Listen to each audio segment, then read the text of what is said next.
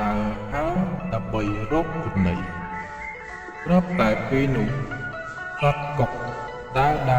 ទៅក៏បានជួបនឹងព្រានព្រៃម្នាក់ហើយពួកគេទាំងពីរនាក់ក៏បាននិយាយគ្នាថាសត្វកុកយើងត្រូវតែសម្លាប់ឯងហើយព្រោះថាថ្ងៃនេះយើងគ្មានអ្វីធ្វើម្ហូបនោះទេមានតែសម្លាប់ឯងប៉ុណ្ណោះដើម្បីធ្វើម្ហូបសម្រាប់ថ្ងៃនេះហើយអរគុណហើយលោកព្រានព្រៃដែលទុកពេលឲ្យខ្ញុំមួយថ្ងៃសត្វកុកយើងសង្ឃឹមថាថ្ងៃស្អែកឯងនឹងមានអ្វីឲ្យយើងបើមិនអញ្ចឹងទេឯងនឹងត្រូវស្លាប់ហើយឯងតើថ្ងៃនេះបានសាច់អ្វីធ្វើម្ហូបដែរទៅឯងហត់ហើយ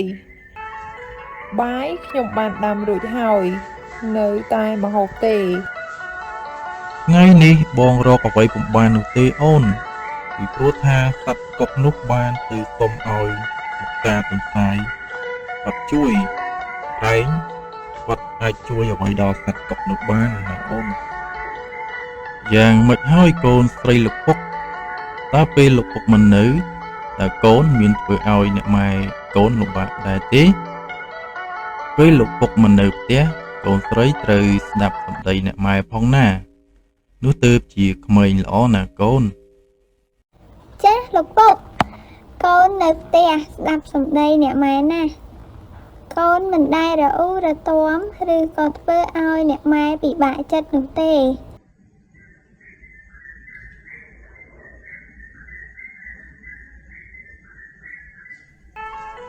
កាលពីព្រេងនាយនៅឯមាត់ស្ទឹងមួយមានដើមឈើមួយធំបែកបីណាខាងប្រឈឹងប្រឈឹងលុះដល់ព្រះគ្រាអត់ស្ទើមានហូបបក្សីទាំងឡាយតែងតែបបួលគ្នាហើរមកពីគ្រប់ទិសទីបែកច្រៀងសប្បាយហើយហូបបក្សីទាំងនោះក៏ហើរចូលមកក្នុងត្រៃនៅឯដើមឈើធំមួយដែរមានថ្ងៃមួយពេលព្រឹកព្រលឹមព្រះសូរិយាបញ្ចេញរស្មីយ៉ាងត្រចះត្រចង់ស្រាប់តែពេលនោះក៏មានសត្វបក្សីមួយក្បាលដែលជាសត្វកុកបានភ្ញាក់ពីព្រលឹមក៏បានចេញពីទីជម្រករបស់ខ្លួនដើរហើរដើម្បីរកចំណីស្រាប់តែពេលនោះសត្វកុកដើរទៅក៏បានជួបនឹងព្រានព្រៃម្នាក់ហើយពួកគេទាំងពីរនាក់ក៏បាននិយាយគ្នាថា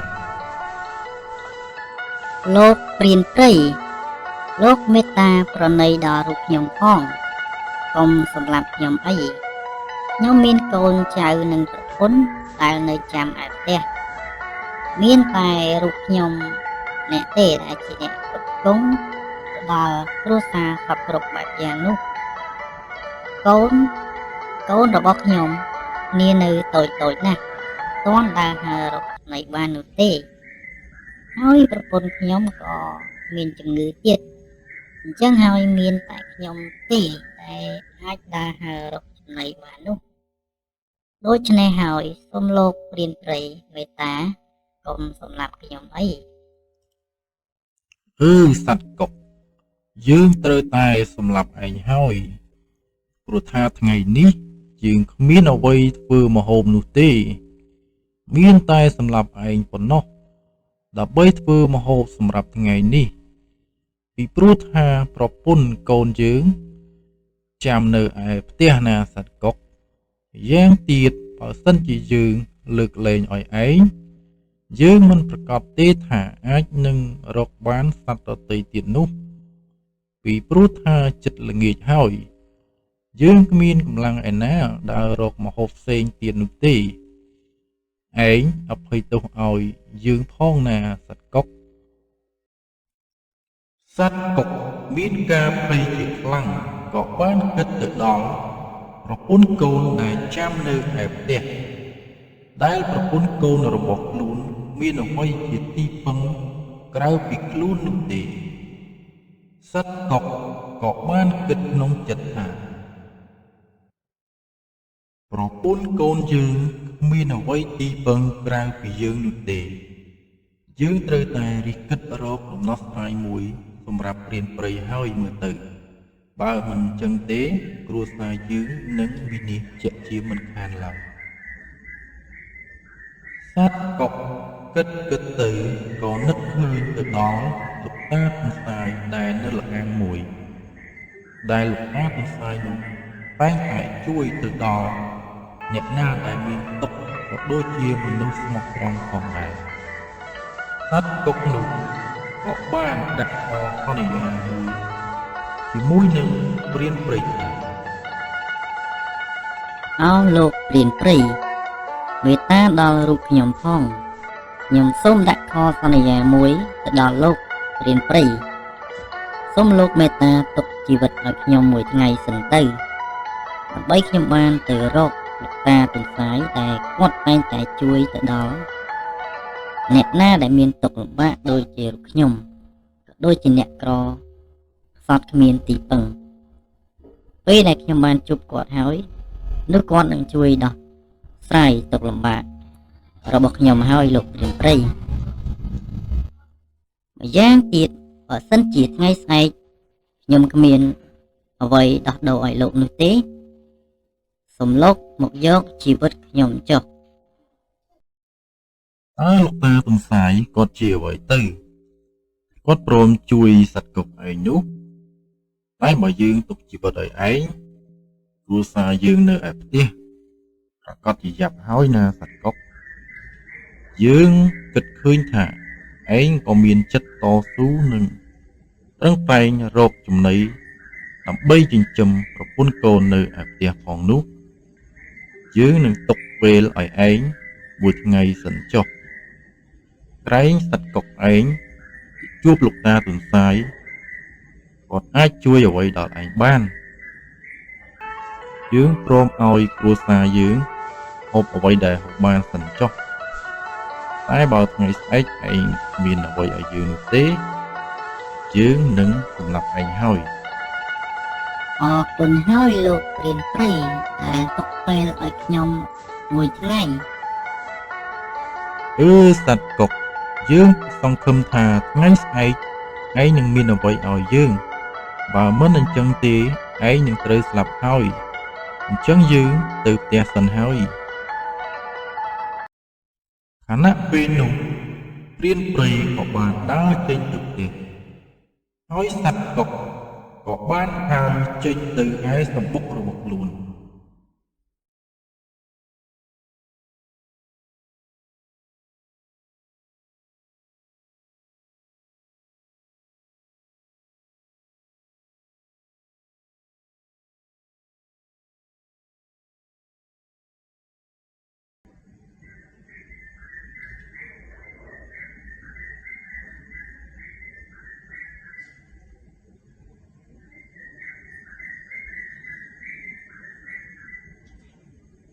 នៅឯផ្ទះព្រានព្រៃ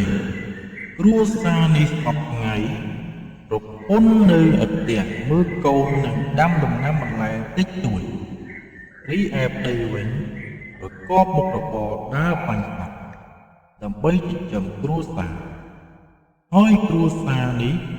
មានកូនស្រីមួយនាក់ស្រាប់តែពេលនោះព្រានព្រៃក៏បានមកដល់ផ្ទះ ហើយប្រពន្ធក៏បានសួរថា ឯងតើថ្ងៃនេះបានសាច់អ្វីធ្វើម្ហូបបែទៅ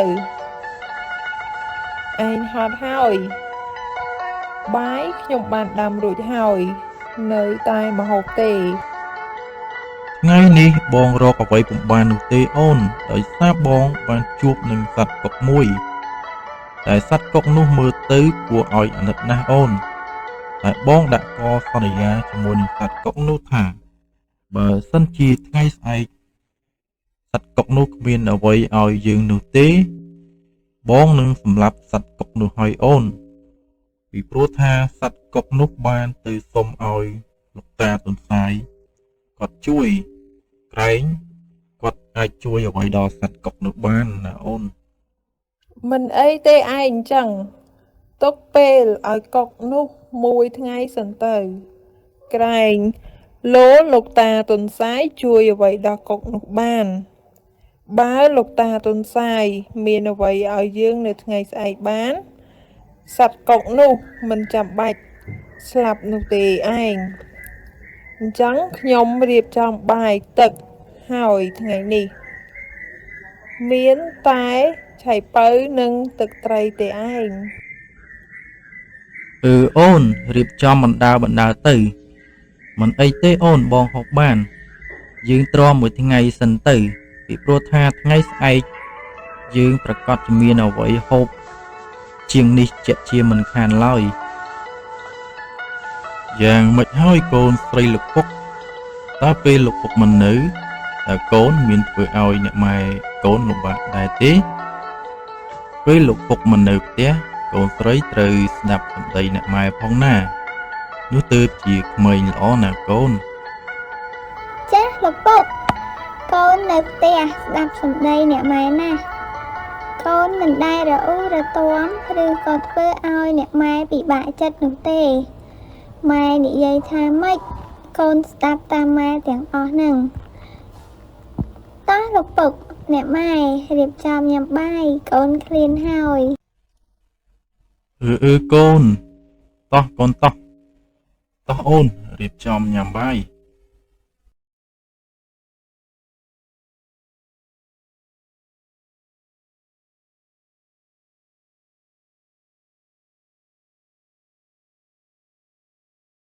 ពេលនោះលោកតាទុនសាយក៏បានឮសំឡេងរបស់សត្វកុកទាំងអម្បាលម៉ានលោកតាក៏បានដើរចេញពីក្នុងល្អាងមកដោយលោកតាមើលឃើញអំពីទុក្ខលំបាករបស់សត្វកុកដែលទួញយំអង្វរហើយក៏សួរទៅសត្វកុកថាសត្វកុកតើគ្រួសាររបស់ឯងហេតុអ្វីត្រូវវិនាសនោះរៀបរាប់ដំណើរដើមតងប្រាប់យើងបន្តិចមកមើលនេះតើឯងឲ្យយើងជួយជាអ្វីដល់ឯងនោះទើបព្រានព្រៃមិនសម្លាប់ឯងនៅថ្ងៃស្អែកយើងឲ្យមាសប្រាក់ខ្លះទៅឯងនៅពេលដែលព្រានព្រៃឃើញហើយនោះប្រកាសជាមិនសម្លាប់ឯងទៀតនោះទេនេះមាសប្រាក់សូមឯងមកយកចុះសត្វកុកឯងពិតជាស្មោះត្រង់មែនតើថ្ងៃនេះឯងមានអ្វីឲ្យយើងទៅតែបើឯងគ្មាននោះទេយើងនឹងសម្លាប់ឯងហើយ លោកតាទុនសាយបានថានៅពេលដែលលោកឃើញហើយលោកមិនបន្តសម្លាប់ខ្ញុំទៀតនោះទេនេះមាសប្រាក់សូមលោកទទួលយកចុះ Oh my god មាសប្រាក់ច្រើនណាស់តែប៉ុណ្ណេះយើងខ្លាចជាសេដ្ឋីហើយឡើងហើយក៏រកកន្លែងសម្រាប់មួយរកកន្លែងសម្រាប់បានហើយព្រានព្រៃក៏គិតក្នុងចិត្តថានៅថ្ងៃអនាគតគ្រួសារយើងលែងលំបាកទៀតហើយអូន ចាបងអូនពេញទៅហើយពធលោកដីមានប្រាក់ច្រើនណាស់តើបងបានមានប្រាក់នោះមកពីណាសម្រាប់យើងចំណែកបងឈប់ធ្វើព្រានព្រៃបបបាញ់សត្វទៀតទៅទុកឲ្យពពួកសត្វរស់នៅក្នុងព្រៃជួបជុំកូនចៅសុខសាន្តផងចុះ នៅក្នុងព្រៃជ្រៅមួយមានសត្វបក្សាបក្សីស្រែកយំត្រហឹងអើងកងនិងសម្បូរទៅដោយធម្មជាតិខៀវខ្ចីជាច្រើនសម្បូរបែបនៅពេលនោះសត្វកុកក៏បានដើរទៅដល់ខាងមុខល្អាងមួយដែលជាល្អាងរបស់លោកតាទុនសាយស្នាក់អាស្រ័យសត្វកុក ក៏បានទៅដល់ខាងមុខព្រះអាងភ្លាមក៏មិនបងអង់យូរក៏ស្រែកហៅទៅកាន់លោកតាទុនសាយថា អោលោកតាសំសាយអើយខ្ញុំមានទុកជាទម្ងន់មុនជាងព្រះធរណីទៅទៀតខ្ញុំសូមអង្វរសូមលោកតាមេត្តាចេញមកជួយខ្ញុំផងដើម្បីឲ្យខ្ញុំរួចផុតពីគ្រោះកម្មនេះផងចុះណាលោកតាបើលោកតាមិនចេញមកនោះទេគ្រួសាររបស់ខ្ញុំនឹងវិនាសជាមិនខានឡើយសូមលោកតាជួយខ្ញុំផងខ្ញុំគ្មានអ្នកណាពឹងពាក់បានក្រៅពីលោកតានោះទេ នៅពេលនោះលោកតាទុនសាយក៏បានឮសំឡេងរបស់សត្វកុកទាំងអម្បាលម៉ានលោកតាក៏បានដើរចេញពីក្នុងល្អាងមកដោយលោកតាមើលឃើញអំពីទុក្ខលំបាករបស់សត្វកុកដែលទួញយំអង្វរហើយក៏សួរទៅសត្វកុកថាសត្វកុកតើគ្រួសាររបស់ឯងហេតុអ្វីត្រូវវិនាសនោះរៀបរាប់ដំណើរដើមតងប្រាប់យើងបន្តិចមកមើល បាទលោកតារឿងហេតុបែបនេះដោយសារតែម្សិលមិញខ្ញុំបានភ្ញាក់ពីព្រលឹមដើម្បីដើរហើររកចំណីស្រាប់តែពេលនោះខ្ញុំបានជួបទៅនឹងព្រានព្រៃម្នាក់ដែលព្រានព្រៃនោះប្រងនឹងបាញ់សម្លាប់ខ្ញុំទៅហើយខ្ញុំក៏បានសូមអង្វរព្រានព្រៃនោះថាសូមទុកពេលឲ្យខ្ញុំមួយថ្ងៃសិនទៅបើថ្ងៃស្អែកខ្ញុំគ្មានអ្វីឲ្យលោកនោះទេសូមលោកមកយកជីវិតខ្ញុំចុះអោលោកតាបើសិនជាខ្ញុំស្លាប់ក៏ស្លាប់ចុះតែបើខ្ញុំស្លាប់ប្រពន្ធកូនរបស់ខ្ញុំមានអ្វីជាទីពឹងនោះទេដោយសារតែប្រពន្ធខ្ញុំមានជំងឺហើយកូនរបស់ខ្ញុំគ្នានៅតូចណាស់ណាលោកតា តាមពិតទៅរឿងរ៉ាវវាបែបនេះសោះសត្វកុកយើងស្ដាប់មើលទៅរឿងរ៉ាវរបស់ឯងក៏មិនតូចនោះដែរមានតែឯងប៉ុណ្ណោះដែលជាអ្នកខិតខំស្វែងរកចំណីដើម្បីផ្គត់ផ្គង់ទៅដល់គ្រួសារដែលនៅផ្ទះល្អហើយដែលឯងចេះគិតគូរបែបនេះតើឯងឲ្យយើងជួយជាអ្វីដល់ឯងនោះទើបព្រានព្រៃមិនសម្លាប់ឯងនៅថ្ងៃស្អែក បាទលោកតាសូមជួយគិតគូរដល់ខ្ញុំផងចុះព្រោះខ្ញុំនឹកមិនឃើញថាជារបស់អ្វីដែលធ្វើឲ្យព្រានព្រៃព្រមទទួលហើយមិនសម្លាប់ខ្ញុំនោះទេសូមលោកតាជួយគិតគូរខ្ញុំផងចុះ មិនអីទេសត្វកុកឥឡូវគិតចេះចុះយើងឲ្យមាសប្រាក់ខ្លះទៅឯងនៅពេលដែលព្រានព្រៃឃើញហើយនោះប្រកាសជាមិនសម្លាប់ឯងទៀតនោះទេនេះមាសប្រាក់សូមឯងមកយកចុះហើយឯងសូមមើលថែប្រពន្ធកូនឯងនៅឯផ្ទះចិញ្ចឹមបីបាច់ថែរក្សាឲ្យគ្នាឆាប់ធំផងចុះ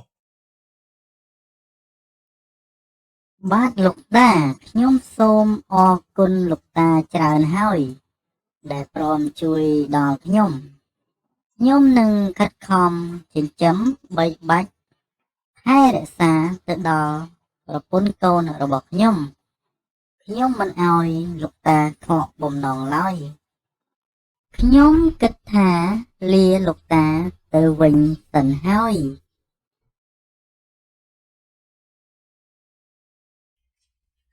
សត្វកុកឯងទៅចុះ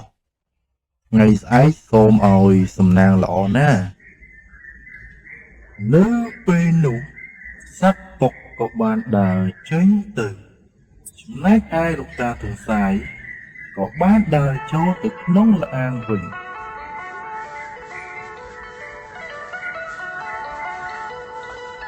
នៅក្នុងព្រៃជ្រៅមួយដែលជាកន្លែងព្រានព្រៃបានជួបគ្នាជាមួយនឹងសត្វកុកណពេលនោះព្រានព្រៃក៏បានដើរមកដល់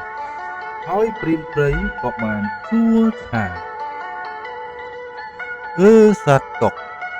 ឯងពិតជាស្មោះត្រង់មែនតើថ្ងៃនេះឯងមានអ្វីឲ្យយើងទៅតែបើឯងគ្មាននោះទេយើងនឹងសម្លាប់ឯងហើយ បាទលោកព្រានព្រៃខ្ញុំបានមកចាំលោកនៅទីនេះយូរមកហើយខ្ញុំមានមាសប្រាក់មួយចំនួនដែលលោកតាទន្សាយបានឲ្យកាលពីម្សិលមិញលោកតាទន្សាយបានថានៅពេលដែលលោកឃើញហើយលោកមិនបន្តសម្លាប់ខ្ញុំទៀតនោះទេនេះមាសប្រាក់សូមលោកទទួលយកចុះហើយលោកអនុគ្រោះដល់រូបខ្ញុំផងណាលោកព្រានព្រៃ ពេលនោះព្រានព្រៃក៏បានស្រាយថងនោះមើលហើយឃើញសុទ្ធតែមាសប្រាក់យ៉ាងច្រើន Oh my god មាសប្រាក់ច្រើនណាស់តែប៉ុណ្ណេះយើងខ្លាចជាសេដ្ឋីហើយ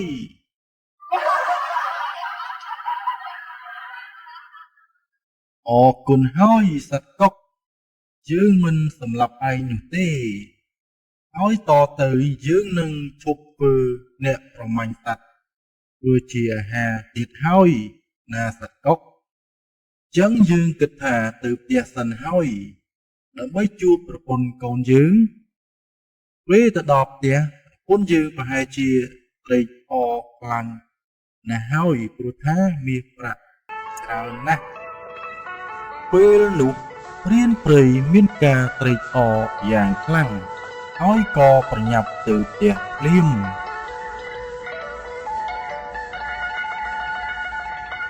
ទស្សនភាពនៅតាមដងផ្លូវទៅផ្ទះព្រានព្រៃបានដើរទៅផ្ទះដល់ពាក់កណ្ដាលផ្លូវក៏អស់កម្លាំងហើយក៏រកកន្លែងសម្រាកមួយរកកន្លែងសម្រាកបានហើយព្រានព្រៃក៏គិតក្នុងចិត្តថាយើងមានមាសប្រាក់ជាដើមទុនហើយយើងត្រូវតែចាត់ចែងប្រាក់ដែលយើងមានឲ្យស្រមស្របទៅតាមការចំណាយប្រចាំថ្ងៃពេលទៅផ្ទះវិញយើងនឹងពិភាក្សាជាមួយនឹងប្រពន្ធយើងហើយពេលព្រានព្រៃ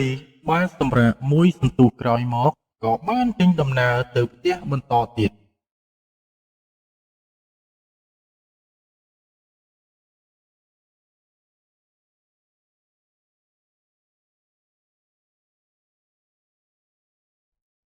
ទស្សនភាពនៅឯផ្ទះព្រានព្រៃខណៈពេលនោះព្រានព្រៃក៏បានមកដល់ផ្ទះហើយក៏មានការត្រេកអរយ៉ាងខ្លាំងក្រៃលែងព្រានព្រៃក៏បាននិយាយថាអូន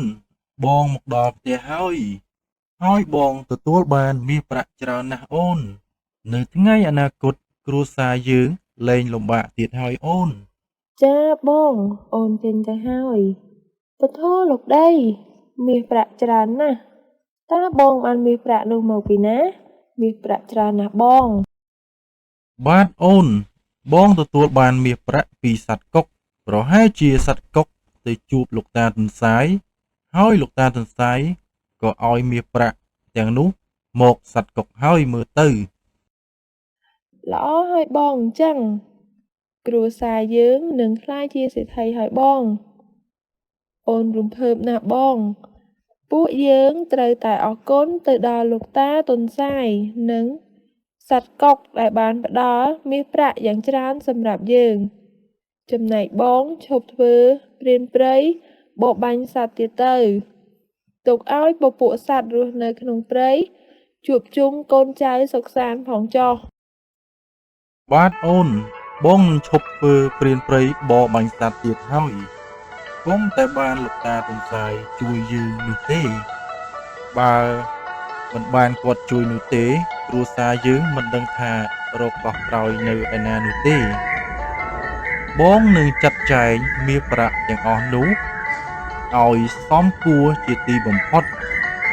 មាសប្រាក់មួយចំនួនយើងប្រើប្រាស់សម្រាប់គ្រួសាររបស់យើងចំណែកឯប្រាក់ខ្លះទៀតយើងយកទៅវិនិយោគបង្កើតការងារឲ្យអ្នកភូមិស្រុកមានការងារធ្វើហើយមួយចំនួនទៀតយើងដើរធ្វើទានទៅដល់អ្នកក្រខ្សត់នៅក្នុងភូមិ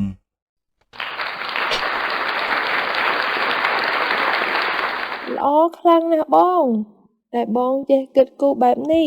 លោកតាទុនសាយឲ្យមាសប្រាក់ដល់បងមិនខកបំណងនោះទេ ចាប់តាំងពីពេលនោះមកគ្រួសារព្រានព្រៃប្រែក្លាយទៅជាគ្រួសារលោកសេដ្ឋីហើយគ្រួសារនោះបានបង្កើតការងារទៅដល់អ្នកស្រុកអ្នកភូមិមានការងារធ្វើគ្រប់គ្នាសូមបងប្អូនជួយចុច Subscribe ឬក៏ជាវម្នាក់មួយដើម្បីទទួលបានវីដេអូថ្មីបន្តទៀត